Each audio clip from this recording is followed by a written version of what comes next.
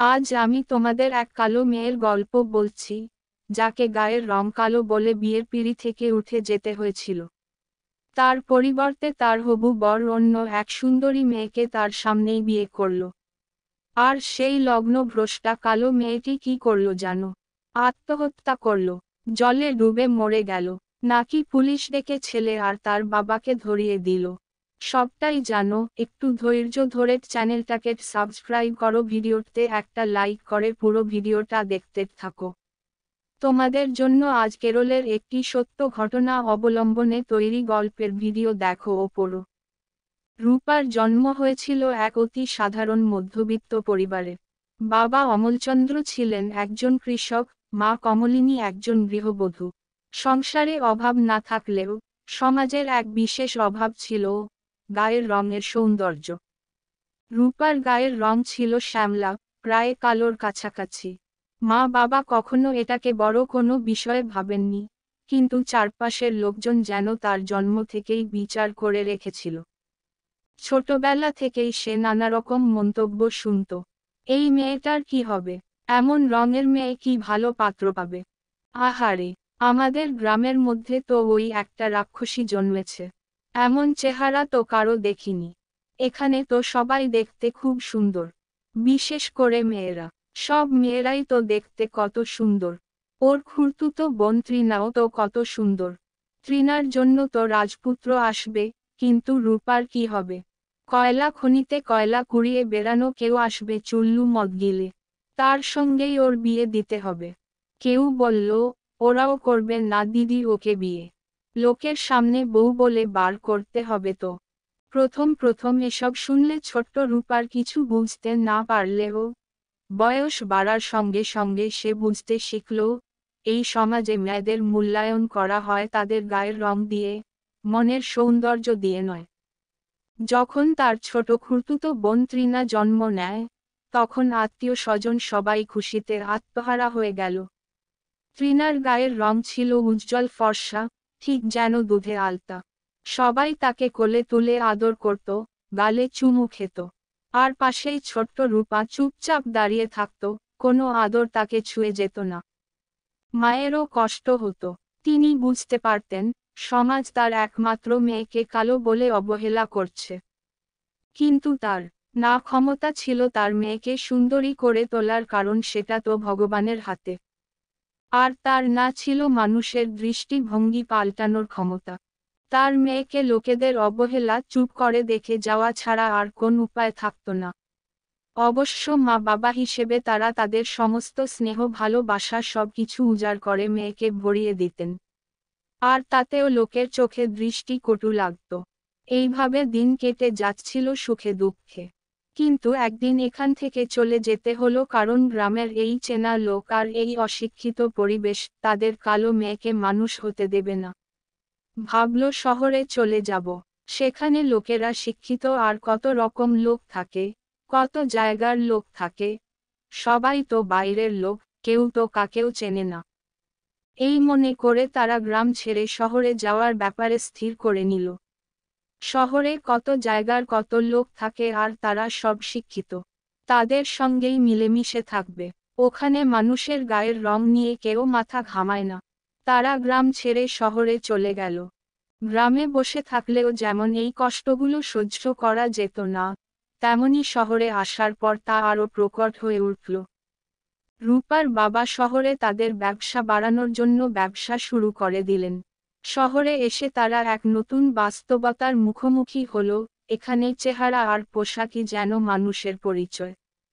কলেজে ভর্তি হওয়ার পর রূপা অনুভব করল, সেখানে সবাই আধুনিক, ফ্যাশনেবল। সে খুব সাধারণ ছিল, শাড়ি বা সালোয়ার কামিজ পরত, চুল বিনুনি করে রাখত। আর তার গায়ের রং, সেটা ছিল অবর্ণনীয়। প্রথম দিন ক্লাসে ঢুকতেই কয়েকজন মেয়ে ফিসফিসিয়ে বলতে লাগলো, এই মেয়েটাকে দেখেছিস? মনে হচ্ছে গ্রামের মেয়ে। উফ, ওর গায়ের রং তো একদম কয়লার মতো। এই কথাগুলো শুনেও রূপা চুপ করে থাকত। কখনো কাউকে কিছু বলতো না, শুধু মনে মনে নিজেকে সান্ত্বনা দিত, আমি পড়াশোনা করে নিজের পরিচয় তৈরি করব, চেহারা দিয়ে নয়। কিন্তু সমাজ কি সহজে কাউকে নিস্তার দেয়? একবার কলেজের সাংস্কৃতিক অনুষ্ঠানে নাম লেখাতে গেলে এক সিনিয়র বলল, তোর মতো দেখতে মেয়েরা স্টেজে উঠলে কলেজের ইমেজ নষ্ট হবে। রূপার গলা শুকিয়ে গেল, চোখে পানি চলে এলো, কিন্তু সে কিছু বলল না। সে জানত, সমাজে ন্যায় বিচার চাইলেই পাওয়া যায় না। কলেজ শেষ হওয়ার পর রূপার বাবা মা তার বিয়ের জন্য চিন্তা করতে লাগলেন। সমাজের একটা অলিখিত নিয়ম আছে, মেয়েদের বয়স হয়ে গেলে বিয়ে না হলে পরিবারের মাথা নিচু হয়ে যায়। একদিন এক ব্যবসায়ী পরিবার থেকে বিয়ের প্রস্তাব এলো। ছেলেটির নাম সোহম। সে দেখতে সুদর্শন, পড়াশোনায় ভালো, আবার বাড়ির ব্যবসাটা খুব মন দিয়েই করে। যাকে বলে ওর জন্যই ব্যবসাটা এখনো টিকে আছে। আর তার ব্যবসার ভবিষ্যৎ খুব উজ্জ্বল। বাবা মা খুশি হলেন। তারা ভাবলেন, এবার মেয়ের জীবন সুন্দর হবে। বিয়ের আয়োজন হলো ধুমধাম করে। আত্মীয় স্বজন, বন্ধুবান্ধব সবাই উপস্থিত হলো। কিন্তু যখন বরযাত্রীরা এলো, তখন কনের সাজে থাকা রূপাকে দেখে সোহমের বন্ধুরা মুখ টিপে হাসতে লাগলো। এ কি, বর এত সুন্দর, আর কনে তো দেখছি একটা আস্ত কয়লার খাদান। রাজপুত্রের সঙ্গে ঘুটে কুড়ানির বিয়ে। এটা কি একটা বিয়ে হলো? কিন্তু একে বিয়ে না করলে এখন মেয়ে পাবো কোথায়? সমস্যা নেই, আমার বোনকে এই বিয়েতে রাজি করিয়ে নেব, একজন বন্ধু বলল। সোহমের বাবা ভাবল, বিয়ে না দিলেই ভালো হয়, লোকের কাছে মুখ দেখানো যাবে না। এই কথাগুলো কানে আসতেই সোহমের মুখ কালো হয়ে গেল। কয়েক মুহূর্ত নীরব থেকে সে ঘোষণা করল, আমি এই বিয়ে করব না। বাড়ির সবাই হতবাক হয়ে গেল। মা কান্নায় ভেঙে পড়লেন, বাবা চুপচাপ দাঁড়িয়ে থাকলেন। আত্মীয়রা ফিসফিস করতে লাগলো, কালো মেয়ের কপালে তো এমনটাই হওয়ার ছিল। বাড়ির অতিথিরাও সব চলে গেল। কিন্তু আশ্চর্যের বিষয়, রূপা একটুও কাঁদল না। সব দেখতে লাগলো, আর ভাবতে লাগলো, আর নিজের মনেই এক চিলতে হাসি নিয়ে এলো। সে চুপচাপ উঠে গেল। সে বাড়িতে যারা অতিথি তারা আগেই চলে গেছিল। সে 3 কাপ কফি বানিয়ে আনলো, 1 কাপ মা, 1 কাপ বাবা আর 1 কাপ নিজের জন্য। তাদেরকে হাসিমুখে পরিবেশন করে বলল, নাও, খেয়ে নাও। বিয়েটা যখন হচ্ছে না, তখন নিশ্চিন্ত মনে কফি খাও। বাবা মা ওর দিকে তাকিয়ে বলল, তুই? আমিও তো নিচ্ছি, আর কি ভাবছো তোমরা? আমার খারাপ লাগছে। বরং ভালো, তোমরাও যদি আমার মতো করে ভাবো তবে তোমাদেরও চিন্তা হবে না। বাবা বলল, কি রকম? দেখো, বিয়ের পরে এই নিয়ে নিশ্চয় অনেক অশান্তি হতো। সেটা আরো ভয়ানক হতো। তোমাদের আর আমার সবার পক্ষেই সেটা মেনে নেওয়া খুব অসুবিধা হতো। তার চেয়ে কি এটা ভালো নয়? বাবা মা ওর কথাটা মেনে নিলেন। এই অপমানের পর রূপা বুঝতে পারল, নিজেকে প্রমাণ করতে হবে। সে সিদ্ধান্ত নিল, শহরের মুখাপেক্ষী হবে না। বাবা মাকে নিয়ে গ্রামে ফিরে গেল। সেখানে গিয়ে আধুনিক প্রযুক্তি ব্যবহার করে কৃষিকাজ শুরু করল। ধীরে ধীরে তার উদ্যোগ বড় হতে লাগল। গ্রামের মানুষেরা প্রথমে অবাক হলেও পরে প্রশংসা করতে লাগল। রূপা নিজের পরিচয় গড়তে শুরু করল।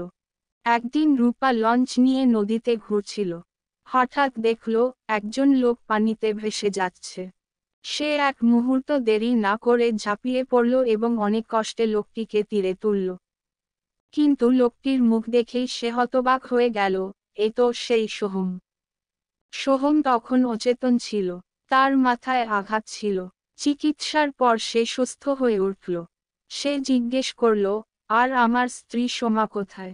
রূপা বলল, আমরা জানি না। আপনাকে নদীতে ভেসে যেতে দেখলাম, তাই তুলে আনলাম। দেখলাম বেঁচে আছেন, তাই চিকিৎসা করালাম। এখন সুস্থ হয়েছেন দেখে ভালো লাগছে। এবার আপনি বাড়ি যান, বাড়ির লোকে চিন্তা করবে। কিন্তু সোমা কোথায়? আমরা তো একসঙ্গেই ছিলাম। আমি আমার স্ত্রী সোমা আর সোমার দূর সম্পর্কের এক ভাই। তারপর রাত্রে খাওয়া দাওয়া করে ঘুমিয়ে পড়েছিলাম। আমার আর কিছুই মনে নেই। বেশ, আপনি বাড়ি যান আর খোঁজ নিন আপনার স্ত্রী আর ওনার ভাইয়ের ব্যাপারে।